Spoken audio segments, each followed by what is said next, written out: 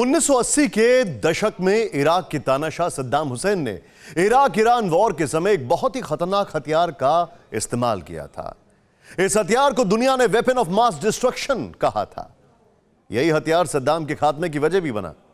सद्दाम तो मर गए, लेकिन सद्दाम के डेडली वेपन के फॉर्मूले की तलाश इस वक्त 3 देशों को बड़ी जोर शोर से है। पाकिस्तान, सीरिया और ईरान के scientist weapon of mass destruction बनाने में जुटे हुए हैं। और यह खुलासा किया है जर्मनी की एक खुफिया एजेंसी ने। सद्दाम का सीक्रेट वेपन, आईएसआई का केमिकल बम मिशन, बदनाम साइंटिस्ट की लिस्ट, WMD दुनिया पर बड़ा रिस्क, कराची लाहौर की लैब में रत जगह, बाजवा बशर बम बनाने में लगा। जर्मनी की खुफिया एजेंसी ने एक बहुत ही चौंकाने वाला खुलासा किया है। खुलासा ऐसा जिससे एशिया में ही नहीं बल्कि पूरी दुनिया में सनसनी फैल गई है। जर्मनी के पश्चिमी राज्य सारलैंड की खुफिया एजेंसी की रिपोर्ट के मुताबिक पाकिस्तान, सीरिया और ईरान एक बेहद खतरनाक मिशन पर काम कर रहे हैं। ये तीनों देश वेपन ऑफ मास डिस्ट्रक्शन बना रहे हैं, यानी एक ऐसा हथियार जिसका एक वार पूरे शहर को शमशान बना सकता है। जर्मन खुफिया एजेंसी की यह रिपोर्ट इजराइल के अखबार जेरूशलम पोस्ट के हाथ लगी है। विज्ञान की दुनिया में वेपन ऑफ मास डिस्ट्रक्शन को मोटे तौर पर 4 भागों में बांटा गया है: न्यूक्लियर, रेडियोलॉजिकल, केमिकल और बायोलॉजिकल।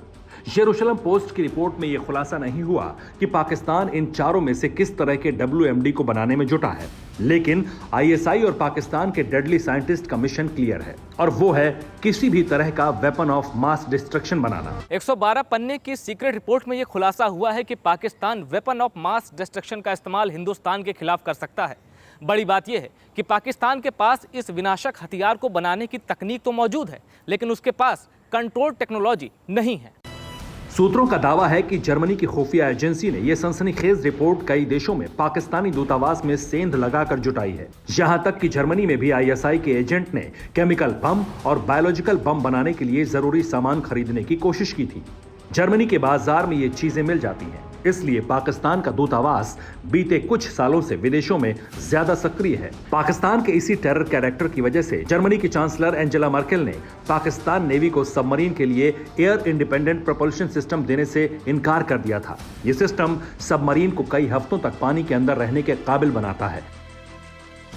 एयर इंडिपेंडेंट प्रोपल्शन, ये तकनीक हासिल करने के लिए पाकिस्तान जर्मनी के पैरों में गिर गया, लेकिन जर्मनी को पता था कि अपनी सबमरीन को ताकतवर बनाकर पाकिस्तान हिंदुस्तान के खिलाफ कोई जंगी साजिश रचेगा। इसीलिए एंजेला मर्केल ने इमरान खान को AIP सिस्टम देने से साफ मना कर दिया। वेपन्स ऑफ मास डिस्ट्रक्शन को लेकर दुनिया भर में कई तरह के दावे हैं, रहस्य हैं, सीक्रेट मिशन है और सीक्रेट ऑपरेशंस भी हैं।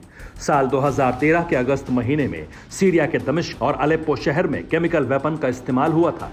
संयुक्त राष्ट्र ने माना था कि बशर सरकार के कहने पर सीरिया की आर्मी ने विद्रोही सेना पर यह केमिकल बम दागे थे। और अब जर्मनी की खुफिया रिपोर्ट लीक होने के बाद सीरिया का कपा देने वाला मंजर फिर याद आने लगा है। अगर पाकिस्तान, ईरान और सीरिया ने वेपन्स ऑफ मास डिस्ट्रक्शन बना लिया तो कश्मीर से काबुल और इजराइल से इदलिब तक कई लोगों की जान पर बनाएगी। और अगर इस तबाही को रोकना है तो दुश्मन की हर उस लैब को ढहा देना होगा जहां नरसंहार के हथियार बनाए जाते हैं, ठीक वैसे ही जैसे इजराइल की मोसाद करती है। Bureau report, TV9 Bharatvarsh. फिक्र आपकी, सोमवार से शुक्रवार रात 9 बजे सिर्फ TV9 भारतवर्ष पर।